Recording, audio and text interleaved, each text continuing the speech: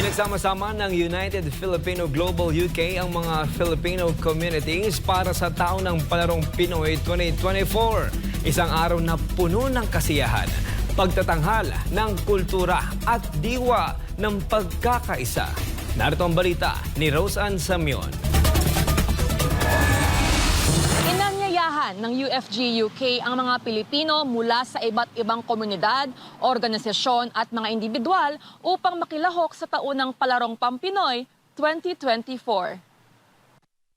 Nagsama-sama ang mga Pilipino mula sa iba't ibang bahagi ng UK sa Nene Valley Water Ski Club para sa inaabangang Palarong Pinoy na inorganisa ng UFG UK.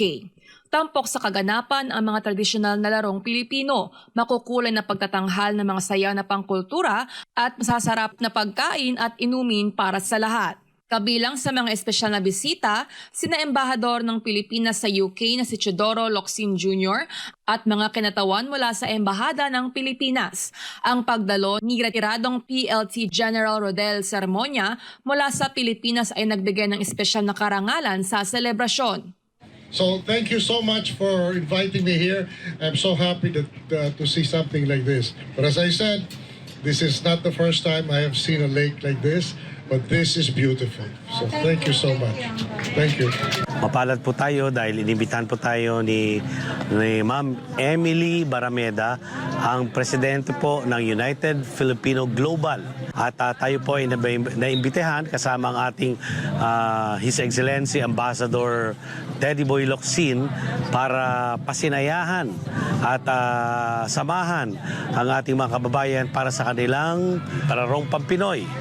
Nakakatuwa kasi ito yung pagkakataon na magkaroon ng banding ang ating mga kababayan dito sa London at para mai-remind din at ma-introduce ang mga pambansang Palarong Pampinoy. Ito rin ay oportunidad para i-promote ang ating programa. Una, yung ating Global PCR or Global Peace Community Relations na inilunsad po natin ito 5 years ago.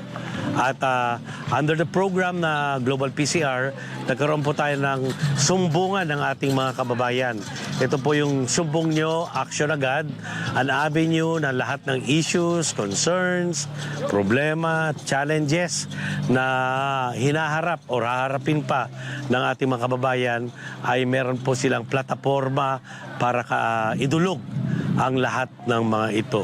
Sumali sa kasiyahan ang kanilang mga pamilya at kaibigan, nakilahok sa mga individual at pangkatang laro na nagpalakas ng diwa ng pagkakaisa at pagmamalaki sa komunidad.